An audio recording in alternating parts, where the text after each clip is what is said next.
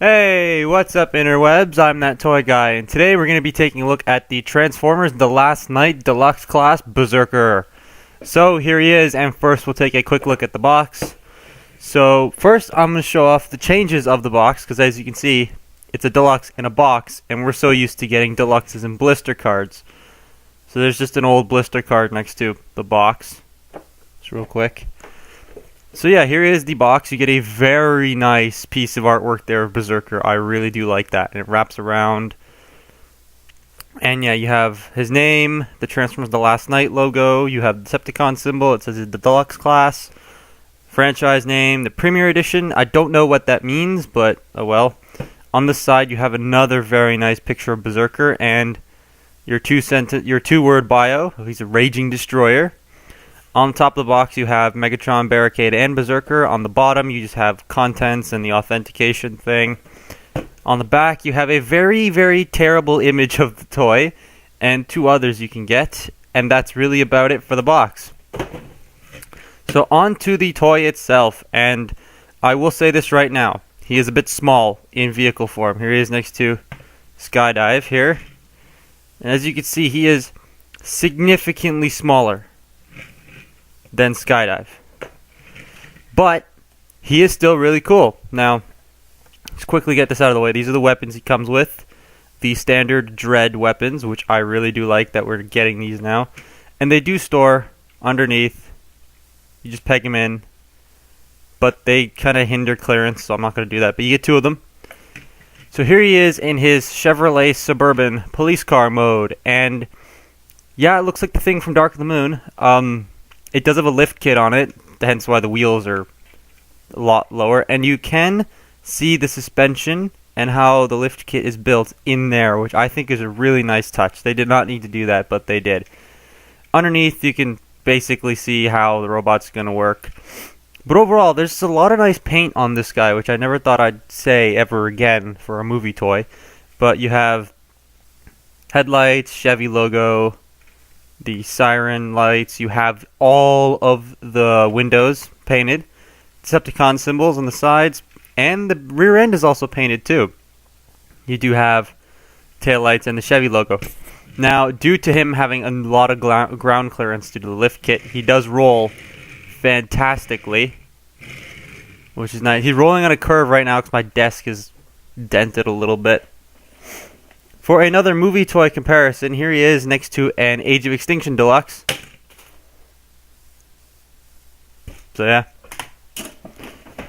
Overall, this figure is quite nice. And yeah, the vehicle mode is a little small. I mean, it fits in one hand. But I still do like it. I don't have a crankcase, so I can't compare him to that. And he doesn't look anything like crankcase in robot mode, I will say that. Actually, no.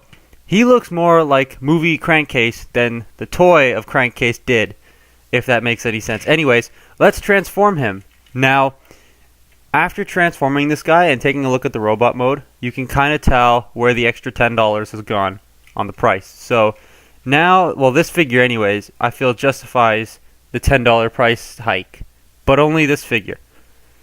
The other ones are just kind of cheap repaints and whatnot. But anyways, to start off with, you want to pull this section forward and down. It's on a double hinge. Then you want to come over here and open the doors, just like so.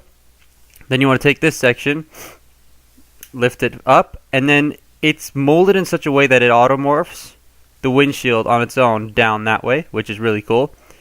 Then you want to come back here and split these rear taillights back here from the trunk. Then you want to just lift this up, fold that in until it clicks, fold this in until it clicks, and there are two tabs here that'll go in those two slots right there, just like so.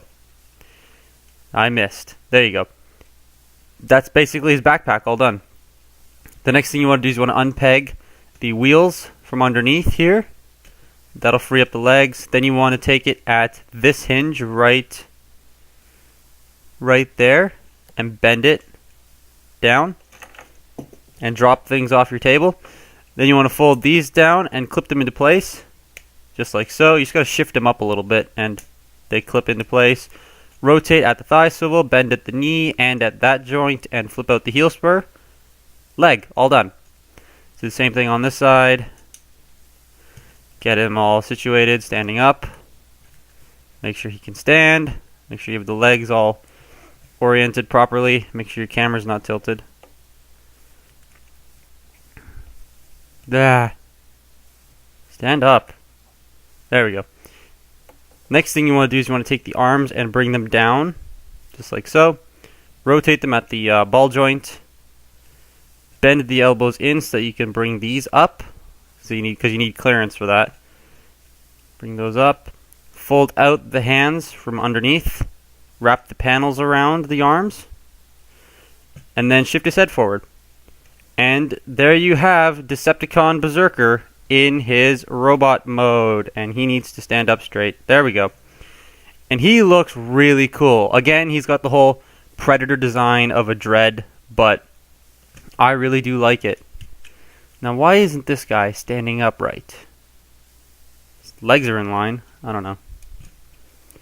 Anyway, here he is in his robot mode, and yeah, he looks a lot like a Dread, and I think this does a really neat job of actually looking like a crankcase, because I didn't like the way the Dark of the Moon crankcase toy looked. This looks a lot better. So, getting closer on that Predator head sculpt of his,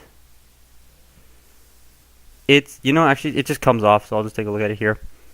It's really nice. You got the eyes, you got the bullet dreads and silver paint, and you got a red X on his chest there. Red on the forearms, painted nails, red here, some brown, black, this, whatever that color is. He's a shell former, so his entire vehicle mode is on his back, but it compresses very well. And if you don't like these panels, well, guess what? They come off very easily. And they just go back on very easily. So, just take them off if you want. Then you can put them on. He can hold his weapons in his hands. They do slip in. And there's no real storage in the instructions, but on the back of the box it shows that they do clip in up here. So, you can store them there, which is pretty cool. And again, like a Dread from Dark of the Moon, that's where the weapons came from. So yeah, he's really nice. Articulation-wise, the head is on a ball joint and a disc hinge. You have that Marvel Legends head movement. These are on ball joints, so they can pretty much do whatever you want. Arms are on ball joints and are not limited by these. There's a secondary shoulder joint here too, if you want to get some shrugging action. He has a bicep swivel, single jointed elbow that bends just a little over 90 degrees, and some hand wiggle. I ripped the panel off. Get back in place. There we go. He does, due to transformation, have an ab crunch, which is really nice.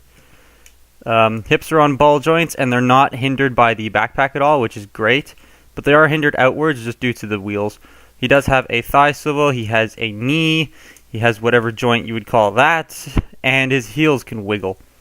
So he's pretty posable for a movie deluxe, which is quite nice. And he does get a little taller than his car mode. So that's pretty cool. Why isn't he standing? He'll normally stand on his own, but when I turn the camera on, he's not going to want to stay. There we go. So yeah, for a comparison, he is with Skydive. And as you can see, they are the same height. So, and I mean, if you want him to be a little taller, you can shift that up if you want. But yeah, they're the same height, which is pretty cool. And so yeah, this figure, it's really good. It is really, really good. It does again have its issues, but overall, I think it is a really nice toy. And sorry, excuse me, I need a Kleenex here for a second. If you don't like the Kibble bits, again, you can just remove them, and that looks quite nice as well. But I like these door panels on his arms. Makes him look a lot more Transformer-y and less Predator-like, so I'm leaving those on. So these are removable, and these flaps are removable too if you don't like them, so you can just take them off. The backpack is removable, but I would suggest using a tool for that, so yeah, you can take all the Kibble bits off, which is nice. And overall, the figure just carries the movie aesthetic a lot better, I think, than the Age of Extinction figures. Like, here's an Age of Extinction figure, and as you can see, you've got very vibrant and bright colors that panders more towards a child. I mean, these are toys, but This guy here has a lot of bright colors that you wouldn't expect to see on a movie toy if you know what the first movie, To Dark of the Moon, gave us. And a lot of people missed the muted colors of the original movie designs if you're a movie toy fan. And I didn't really like the whole bright colors aesthetic and the cartoon imagery on the boxes and whatnot. But I do like these new figures. So far, they're looking really good. They look a lot. They look a lot more like movie toy than this thing. And the box arts are a lot better as well. And yeah. So the only two Last Night figures I have been able to procure so far are Berserker and Legion Barricade. Because the other figures I want to get in the wave are Deluxe Barricade and Voyager Optimus. Now, yes, if you live in Canada, a Deluxe is no longer $20. It is now $30, and that is a bit annoying. But there are two ways that you can look at this. One, Hasbro is jacking up the price. Two, Hasbro's jacking up the price for good reason.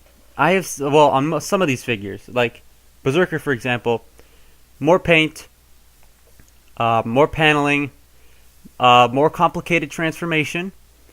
He has better articulation, very nice vehicle mode, and the box is has a little bit more mass to it, and it comes with a little diorama. I'm not going to take it out because wrestling it out of the box is a pain in the butt, but it comes with a backdrop, which is nice. And then the box has a lot more colors and designs on it than the older boxes did. So you can kind of see where the money's going. And to me, now that I've seen that, I'm fine with paying $30 for two Deluxes and $40 for a Voyager. So, yeah. So that has been my look at the Transformers The Last Night Deluxe Class Berserker. And I'm that toy guy, and stay tuned for my next video.